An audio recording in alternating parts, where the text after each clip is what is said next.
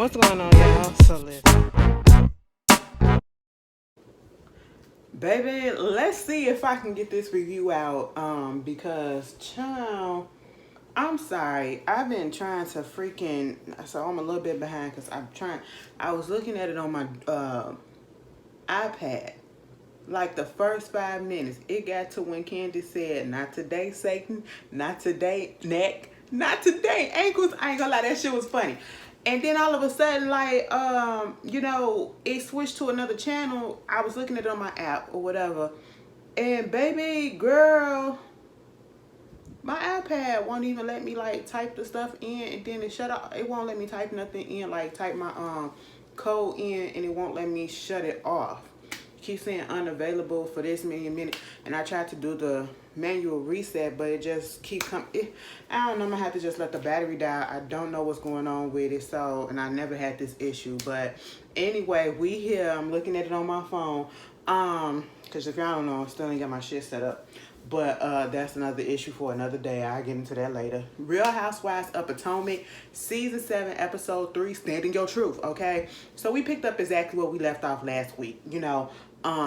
Oh, bitch. First of all, why y'all ain't tell me I ain't had my stuff on? See, that's how fucked up I am. I didn't even know that the shit wasn't even on. Girl, anyway, and I'm not gonna redo this. Candace was like pissed off. And honestly, and I know people like, that you probably gonna have some people that be like, well, you should, what happened to believing women and all this stuff, but it's Giselle. And when I say it's Giselle, and when we say it's Giselle, we know where Giselle is coming from, because Giselle always looking for a moment. Giselle is always looking for a storyline. Giselle does not have a storyline of her own. And you knew that she was faking it and she was doing some bullshit. Everything that she does, the way, like, you knew that you pissed this girl off, and you was getting under her skin when she got up. And excuse me, what's her name? Candace went over there to talk to Eric, one of the producers, I guess. And he was like, so what are you telling me all this stuff for? She said, I will agree with people. She didn't have to throw the Michael Darby up in there at that moment, but I thought Ashley heard that. But since she didn't hear that or whatever, so, I mean, I guess it's cool. But everything that she was saying about the way that the women treat Michael Darby, is true. That man has been accused of a lot of stuff, and yet they be all up in his presence and they be kikiing in his face and all that stuff or whatever. But now Giselle, all of a sudden, because Ashley wanted to come forward with this whole so-called DM situation that really wasn't a situation, and come to find out, it wasn't even just her that was at the place. It was her and Robin, and he was trying to get them to come down to the where he was working at, just to kick it and bring people or whatever. But we'll get to that. So you take it upon yourself to say that this man made you feel uncomfortable, but yet you did not say nothing right off the bat. If this is your friend, this is your homegirl, and something like this happened, and you really, you don't wanna have no shit between them, you tell them right off the bat, man, your friend, your husband, he did this, he crossed the line with me, he made me feel uncomfortable, and then we'll probably understand that, okay? I would take that into consideration, and it's not that, because you can this make it bad for other women. I swear to God, and I hate this. This make it bad for other women who actually have legitimate claims and legitimate issues with people that come into their personal space and actually do make them feel uncomfortable, and then they want people to believe them. Giselle said all of what she said, and then if you saw the way she got up and sauntered away with a slight smile or smirk on her face to the other girls as if everything was cool, seeing how pissed off Candace was, and I was just like, and then it was like, so where's she going? Where's she going? It was like, well, she over there, talking, I guess, and, here goes Giselle. She all right. She all right. I said, what? What? You know what? I just was like, you know what, Giselle? I just really can't with you at this moment. Candace got her shit and she left. She said, bitch, you can try anybody else. I can go rat-ta-ta-ta on that ass, but I'm not finna give y'all that. I'm finna just get my shit and I'm finna fucking go. Not today, Satan. Not today, neck. And not today, ankles. Bitch, I don't know, for some reason when she said that shit, I had to look down at my ankles and make sure I ain't had no cankles or whatever, bitch. I don't know. I don't know. It just hit me. It just hit me for no reason. It was funny to me, bitch. But then while they over there trying to figure out what's going on, Mia wanted to take Giselle to the side and to talk about this whole cancer situation and the way that she approached it. And of course, she told her that it was messed up and she would have expected something like this from New Booty Wendy. New Booty Wendy. Okay, Giselle, Mia, you got that one, okay? But Wendy didn't even give her that flavor, you know what I'm saying? And, Giselle couldn't do nothing but say that she apologized for the way that she approached the situation. Because it was wrong, And a lot of people wanted to say, or I should say a few people want to make it seem like, people was trying to blame Karen as well, and Karen was the only one that was sticking up for Mia. Yeah, in that setting, Karen did stick up for Mia. She told Giselle, and as we all said, she told Giselle, you sounding very judgmental right about now, okay? You can't tell somebody how they're supposed to do things. Let them work the way that they want to work. And even at the picnic, what we were calling out and what they were calling out is the fact that everyone had their doubts a little bit, but only one person was so fucking focused on it that she brought it up to the girl at that particular moment, and that was Giselle. Yes, Karen said, it do seem a little weird, but hey, that's her stuff. You know what I'm saying? Just as well as Wendy said something, just as well as Robin said something, just as well as Ashley said something, and just as well as Candace said something. But the difference is, the only person that came to her about it and made it such a big deal at that particular moment was Giselle. Okay, and then Robin get the back of it as well, because Robin going so goddamn hard in the paint about, well, you don't put this up and then you make it seem like this, and then, what about the Cancer Society, and you ain't gonna come back a week later and tell us what's going on and all this shit and woo woo woo.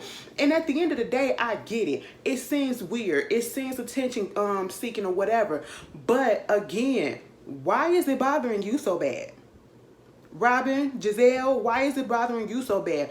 To the point that, Robin and Wendy get into it, because Wendy said, I did feel the type of way, but then, I'm not going to give her that much flavor or whatever, because I just had somebody that passed away from cancer myself. So I'm giving her like the benefit of the doubt. And then, Robin was like, well, why when you came up there to her, you was singling me and Giselle out. Truth be told, she did not really single y'all out.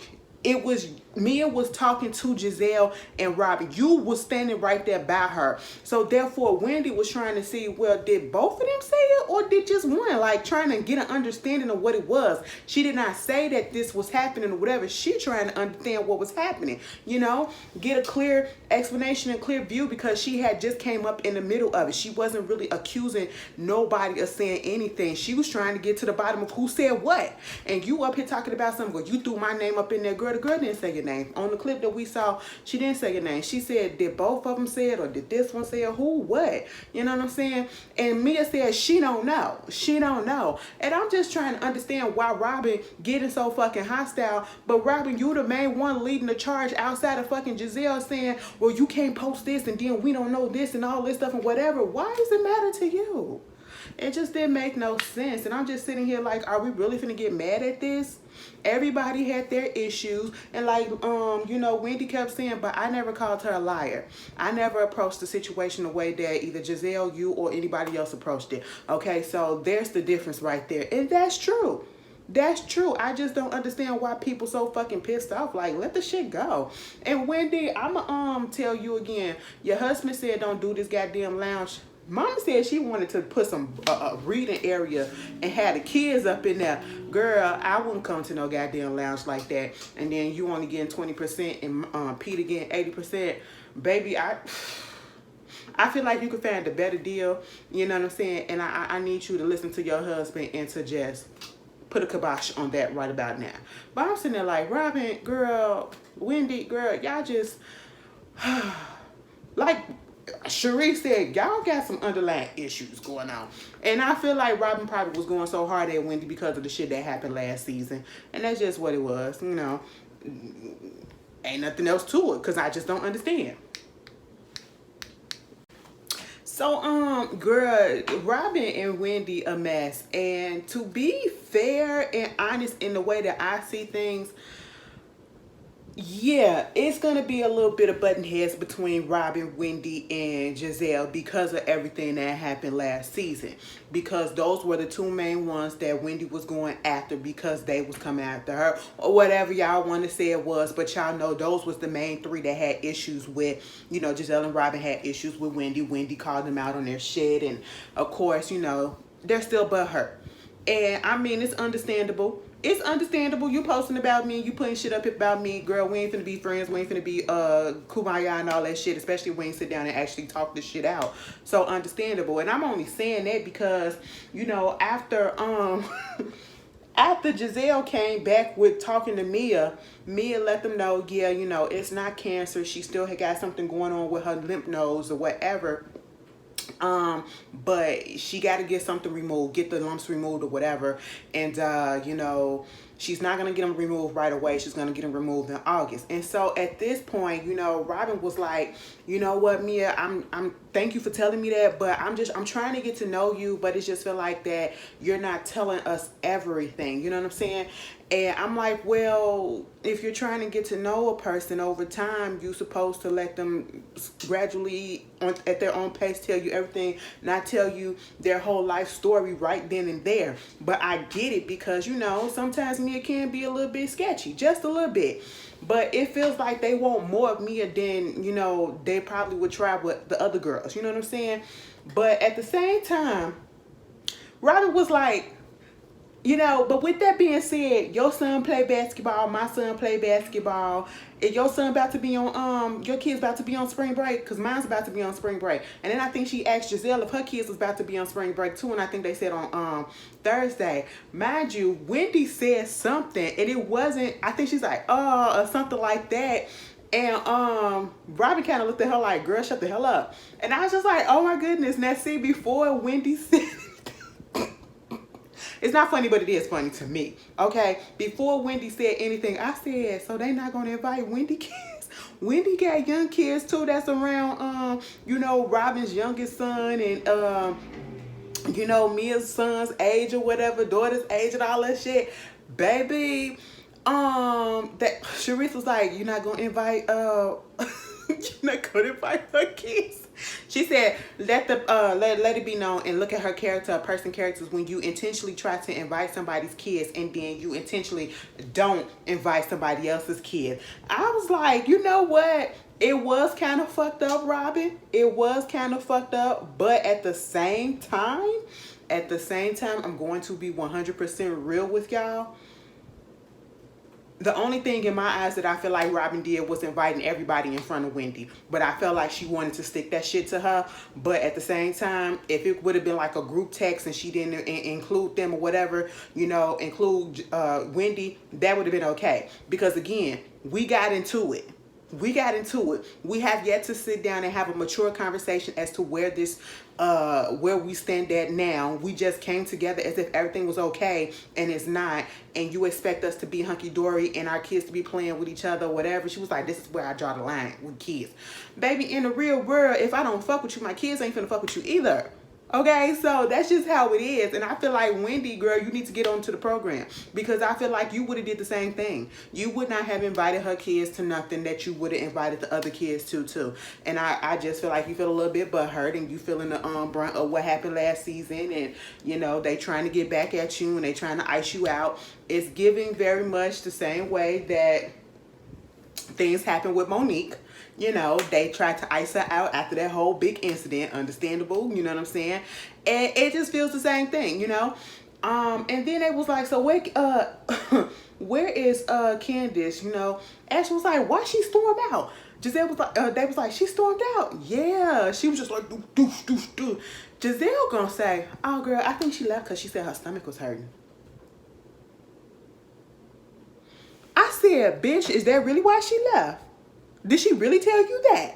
I said, Giselle, you a fucking liar. And let's not start talking about lying. Because I just said, Wendy said, girl, the difference between me and you, Robin, and y'all is the way that y'all approach this situation with Mia. Y'all called her a liar and all this shit. I didn't do that. Y'all the one that was calling her all this stuff. Girl, they was leaving out and the producer was like, Zen wins. So why are you feeling about Mia? She was like, I mean, she cool or whatever. I feel like me and Karen are only one giving the girl a chance, even though she a liar. Like the bitch lying, okay? She just lying. I said, oh my goodness, Wendy. Now when she cut your ass up at the when she attempts to cut your ass up at the reunion, like you told Robin, stand in your truth. You said this. Hey, it is what it is.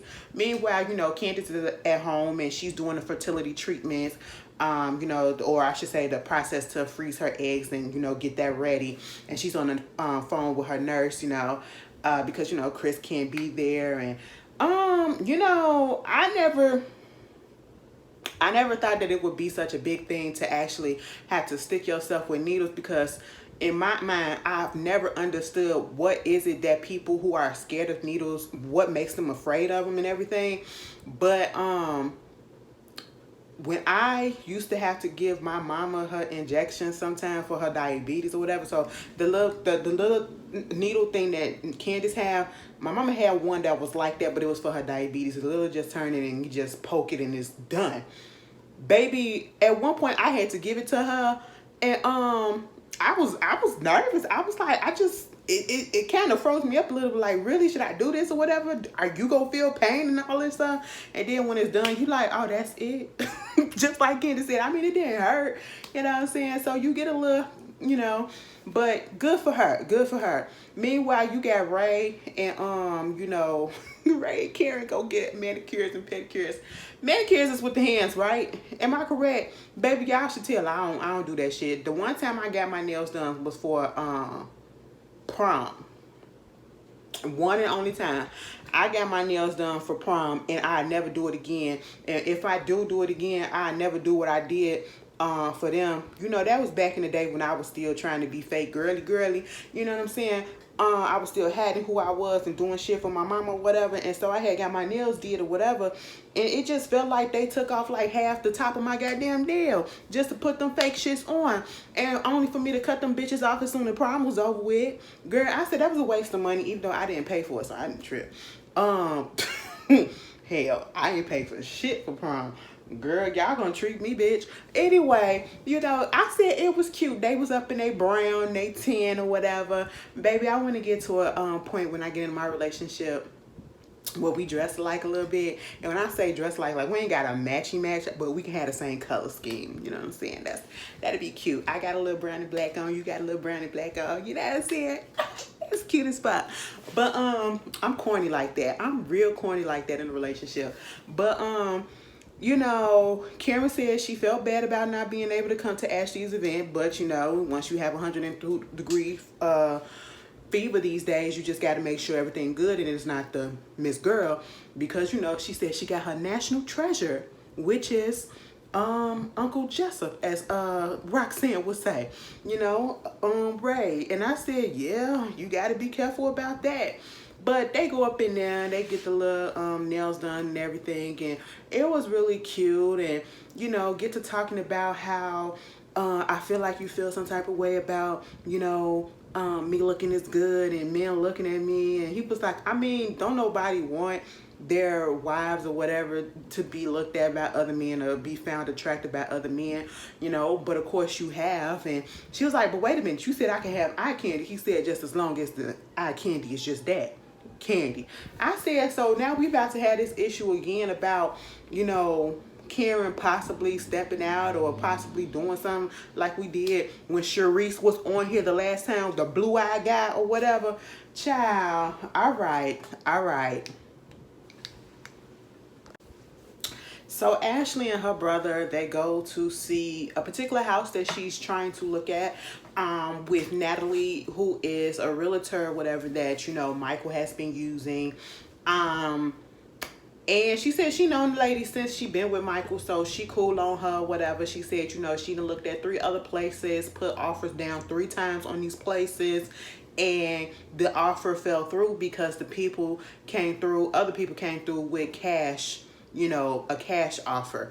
And, cash is king. So therefore, that's what it was. And, she was just a little apprehensive about stuff because this is the first time that she'll be living on her own completely. She a little nervous about it. But while she was looking at the house, come to find out, Michael was telling her some stuff saying basically they wanted to, at least he wanted to keep his marital status about them, getting the divorce, separating and all that stuff, keep it on the low so that it won't affect them getting a house, whatever.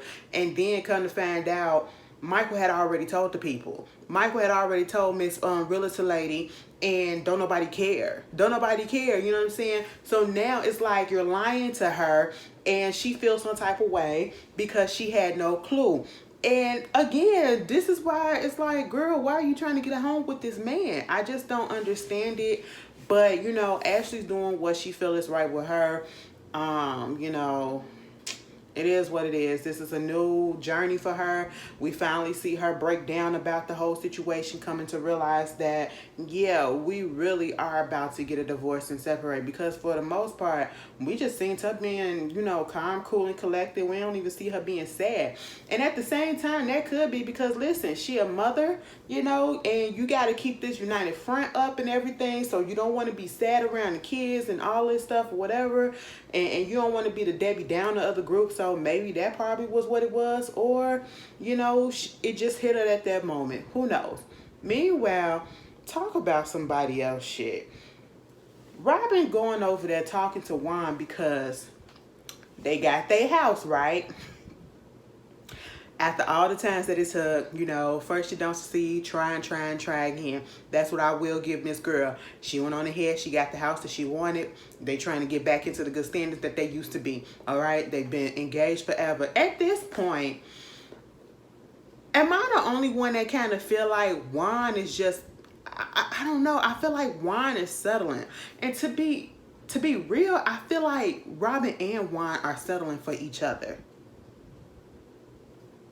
I just feel like they don't want to try to go through that process of trying to find somebody else and getting to know somebody else or whatever. So it's like, yeah, I tried that already. Let's just go back and stay together. And that's probably what's like holding up the fact that there's no urgency for them to go ahead and set a date and to actually get married. And I know that they were saying that sometime in the blog, probably like a couple of months ago or whatever, that they have registered for a marriage license, but they still ain't married. And if they are, they keeping it under wraps or whatever. Maybe it'll be revealed at the end of the season. I don't know. But I feel as though, I don't know, I just got a feeling like if they do get married, it's just for appearances and for what everybody else is saying that they can't. And I really do feel like they're okay with their arrangement. And I honestly don't see nothing wrong with their arrangement for right now. But she wanted to go through some old papers or whatever, and he comes down. Baby, Juan look a little old. Okay, Juan got a little bald spot. He got that LeBron James going on up here. And I'm like, you know what? I said, is it stress? Is it stress? You know what I'm saying? And of course, Robin want to use this opportunity to bring up the whole thing about prenups. And he was like, what? He said, you know what, that's fine or whatever, but it don't matter because I make more than you. And when the producer said, so did you hear when Juan said he make more than you? She said, what? He didn't say that. What I feel like he said is, I think I will make more than you. Girl, no, he said he make more than you after you said earlier that you was the breadwinner. Okay, and that's why your name was the only one on that deed, But I do agree, it probably is an ego thing, because a man has to be the head of the household and all of that situation. But at the same time, he's trying to understand, like, why do you want a prenup now when we didn't have one, or we didn't go through all this the first time? And it was like, it didn't matter then because look at what happened. Even if we would have had a prenup or whatever, we didn't have nothing to separate with because we was dead broke. I was like, that was your fault. That was your fault. But you know, Juan is like, I would never be that type of person that you know, I'm cool and I'm happy that you're doing what you're doing and you out here, you know, accomplishing things, but I would never be that person to take away from your stuff or whatever. And she said, I know that you wouldn't. And it was like, how about we just write down on the paper what we like, what we got, and all this shit, and then just sign it. I said, technically, that's kind of like a prenup, an unofficial prenup, but okay, go get that bitch notarized and do what you got to do. And I mean, I just don't put too much stress up in Juan and Robin's relationship. Whatever works for them and been working for them, y'all just go ahead and do that. So we get Wendy. She's going to the doctor, and again, every time I get to a point where I see somebody talking about motherhood and giving birth and all this stuff, because for the longest, before I became an adult, I had no idea that women went through a lot of the shit that they went through just to either get pregnant, before the pregnancy, during the pregnancy, after the pregnancy. Girl, at one point, like, I remember when Tawanda Braxton had told me, listen, her teeth was loosening up when she was pregnant. I said, bitch, what? Motherfuckers is losing teeth and shit. Women, the hormones and the nutrients or whatever that's in their body is getting transferred to the baby or whatever, so they're deficient a little bit. You know, sometimes their hormones be imbalanced and it don't go back to where it needs to be. Wendy losing hair and everything, plus the fact that the doctor said, bitch, you probably stressed the hell out because you're doing too goddamn much. She just needs to chill for a little bit, but also, you know, it could be mainly because of the pregnancy. And she said she noticed that her hair loss was happening after she gave birth to her daughter. And I was just like, ugh, I just cannot imagine, y'all. And that's why more power I give all the women out here who have become mothers. I give them all the respect and power in the world, because ain't no way in here I don't want to go through it. I really don't want to go through it, okay? Girl, she said one of the medicines make you probably get a little bit of facial hair and all that shit. I said, baby, I already got Picos. I don't need that, okay? I don't need that, you know? But anyway, which made me think about, because earlier today I seen a little interview or article, whatever, with Kiki Wyatt saying that, you know, she wouldn't mind having a 12th child. I said, bitch, 12? Now, how many side effects have you had from all of them goddamn pregnancies that she had? More power to the people that can bring in all those lives or whatever. But I just, one would be enough for me. If I was to actually give birth, one would be enough for me. That'd probably, baby, I'd be so goddamn traumatized. I don't know. Ashley just a little weak.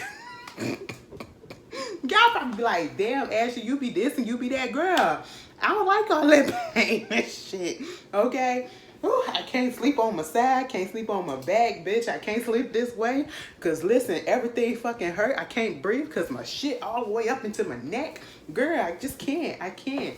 Meanwhile, you got Mia and Robin going, and they're meeting up, and you know, once again, after they get the little pleasantries out the way, Robin do apologize, okay, for the way things went, but she was like, you know, I'm in the process of getting to know you, and then you talking about the cancer and, you know, the lumps, like you told Ashley that you did not have cancer or whatever, but you was going to get some things biopsied, and it's like, have you got it biopsied? And she said, I already did that. And was like, well, you haven't put it on social media. And she was like, if you want to go through the timeline of social media, whatever, then yeah, I've already done this, and I don't have to post everything. And see, I guess Robin's whole thing is, once you start putting your personal information out, like health shit or whatever, you need to continue updating constantly to people, because now they're invested. But at the same time, I just don't understand why Robin is so invested in trying to figure out whether or not this girl is lying, trying to catch her up into a lie. We already feel like, if you already feel like, you know, it's a little kind of funky or whatever, then that's just what it is. But you trying to get to know somebody, and it's like, girl, are you just trying to get to know her just to say, aha, I told you that you fucking was lying or whatever, or what, you know what I'm saying? And I'm just sitting here like, let it go, Robin. Let it go, okay? Because at this point, I ain't gonna lie, Mia, when you was up there trying to fucking explain shit, I was sitting here like, girl, what? But see, at the end of the day, it ain't none of my business, and I really don't care. So I'm not finna be doing all that shit. And I just don't understand why people just can't mind their business. Granted, I get it. She made it public, but it's her choice if she want to continue to update and all this stuff. And girl, anyway, it do gives a little attention seeking, just a little bit. But she's still here. Mama said she got a lump on her ass. On her ass. Baby, I'm thinking a lump is under her arm, a lump is under her boob or something. She said on her ass. I said, oh, maybe it's a boil, you know, because I don't know, just probably need to be popped, or it could be a cyst, you know what I'm saying? I don't know. That happens in that area too. But hey, it is what it is, you know. And then it was like, so what happened to Candace? You saw the way that she stormed out. Mia gonna say like she stormed out like a 12-year-old child. I said, girl, hush, all right. But then it was like, you know, well, Giselle had said that, you know, back over there when we was doing a reunion, when we was up in New York or whatever, Chris had came into her room, made her uncomfortable and something, and then here come Mia. Well, girl, I got a story to tell you on that one. I said, nah, not you too, bitch. Not you too, bitch. God damn. So, we see Giselle going over there to Karen's house. You know, Karen said we taking it baby steps, okay? Still don't trust the bitch, but we taking it baby steps. And, of course, Giselle is like, me and Karen, we always going to be grand dominant, okay? And, you know, Karen loves me, and I love the way that she loves me. It's weird, but whatever. But she never says, and I love Karen, too. I was like, oh okay. Huh. And then while we see Chris and you know, Candace, they're going out for lunch, okay? Candace is in her feelings because, you know, she's doing these treatments to retrieve her eggs, and they're not on the right course that they're supposed to be on, or I should say time course, because it's taking a little bit longer. It's like her body is not, you know, being receptive to it. And, you know, of course, she's feeling down about that. Then Chris goes into telling her exactly what was going on, you know, because she was like, you know, stressing about this whole situation with Giselle. Chris says, it's not in my character to do that, to make anybody uncomfortable. I'm more so of a comfortable type of person or whatever. And yes, you are entitled to your feelings. And let's understand this, because I don't want anybody to get the impression that we are trying to tell Giselle that, you know, you can't say that you was uncomfortable or whatever because you are a liar and all this stuff. It could be a possibility that she was uncomfortable, but with us, we are like, and I'm so glad when she started talking about this with Karen, Karen said, maybe it's because of the way that you put it out there. Like, you did this in front of the cameras, and then, you know, you put it into the group. And she was like, it wasn't the group. I didn't put it out there to the group. It was actually Robin who told Mia, and them two have not talked about it yet. Okay? So, yeah, it's going to be a little bit of cracks up in their relationship. But, you know, she made it feel as though Chris is saying that, yeah, she the one that wanted me to come into her room. I wanted to talk, but she said, okay, come on, come to my room. I never suggested coming to her room or whatever, you know, but and I said keep the door open. Keep the door open or whatever. And, you know, Giselle is telling Karen that when he was up in there, and, you know, I'm sitting here like I feel uncomfortable because it's a married man. It's going to be his word against mine if something happened. And I felt uncomfortable and told him, you know, you can leave out. And he left right away. Nothing was said, nothing was done. So if nothing was said, nothing was done, did a conversation even take place? Or did you just have him step up in there and then you be like instantly, no, this ain't right, let me step back out? You know, like, what was it? Like, I just need to know, okay? Because at this point, it just don't make sense to me. It really don't make sense to me. Why are we putting this out here? And then you got Mia talking about Chris was staring at her the whole time at the little spring fling, and they were showing the evidence that he was not staring at her at all. And I know, we already know Mia is a liar, so, you know, there's that. And I'm like, why are you putting your input on there? Like, it just, I don't understand what's going on. Like, why are we making up drama just for the sake, like, y'all got the views.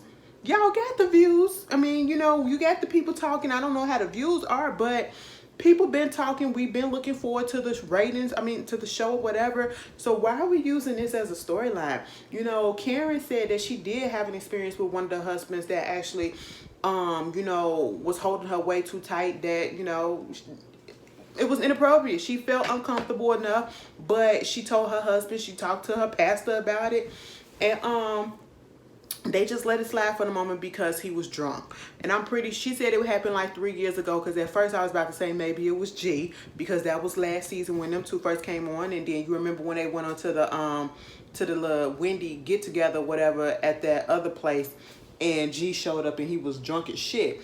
But I'm thinking it was probably Michael, because, you know, Karen wouldn't give a name, but I'm pretty sure it was Michael, because, you know, that's the only person that I could think of, you know what I'm saying? But also, you know, that was like, Kristen was like, you feel uncomfortable, but yet you always talking about my dick. And I said, you know what? Exactly. But still, that shouldn't, and we in a fucked up place, because again, we don't want to say, you know, doubt a person and their feelings and where they're coming from. But then you have a person that have a pattern of being full of shit and just doing stuff for the cameras that it's hard to fucking believe you and to take you serious. And then it's like your actions after you say it. You go off about your day like ain't nothing happening. You just didn't just upend somebody else's world. That's what it is with Giselle. And then here come Robin. I said, child, all right, what we about to get into? So, you know, basically, Robin showed up and she was like, wait a minute. Chris, don't do that to me. Give me a hug. Say hello. I mean, I see how y'all looking right now. Let's just get right down to it. So basically, she said, and it wasn't New York, it was New Jersey. Let me correct that. When they had the reunion or whatever, and Giselle did tell her in the car ride home what happened or whatever, and that she felt a little bit uncomfortable. And, you know, Robin was like, I don't think he was trying to do anything. See, she said, listen, Robin just don't agree with what Giselle did. Robin don't agree with what Giselle is saying. And, you know, she even backed up the whole situation about Chris' character and with this DM. It was like, you know, if Ashley put it out there as if you was just trying to, you know, slide up in her DMs, that's not what it was. You were responding to a post that she put up in her IG story, you know, telling us to come down, because if we knew the full story and what Chris put down, it was Robin and you know, Ashley in there, whatever, and he was telling them to come down because, you know, he the general manager at that, you know, the rooftop. And so she was just like, I don't understand why she's making it a deal like this. I don't feel like you did anything. I don't feel like it's that big of an issue, and if it was, how come you're saying it now? You know, I get that you probably was triggered a little bit by Ashley's situation, but at the same time, again, you should have said something then. Like, it's just not making sense. And then for Giselle to sit there with Karen and say, it's been 7 days. I was waiting to see if Candace was going to call back and say, you know what, Chris apologizes and all this stuff or whatever. It's nothing. And see, this is the issue what I have with Giselle. Giselle can do some Grammy shit to a person, can start the issue, and then expect that person to reach out to her first and to apologize first. No, baby, you need to reach out and apologize first yourself, okay? Or at least say, can we have a sit down and we all discuss and get the facts together? Because at this moment, Candace is done with the bitch, and I don't blame her. I don't blame her. And we see what it is. Baby, Candace read the fuck out of her in some tweets. I seen that shit on the Shade Room. I was like, God damn. But I understand. Because what you're not going to do is you're not going to try to put this on somebody that you know did not do anything to you. You know? And of course, yes, you can feel uncomfortable. But even if you did, tell her then. Don't wait till we get on camera to want to say something. Robin Ben knew about it. So that means that you probably was feeling this way. But why did you wait this long to say something when the cameras was rolling? You should have called Candace up that fucking night and said that I felt some type of way. You could have found her that day and said, I felt some type of way. You know, like, girl, anyway, that was the Real Housewives of Potomac. You gotta tell me how y'all feel. And I'll see y'all later on for Married to Medicine Reunion Part 1. Peace.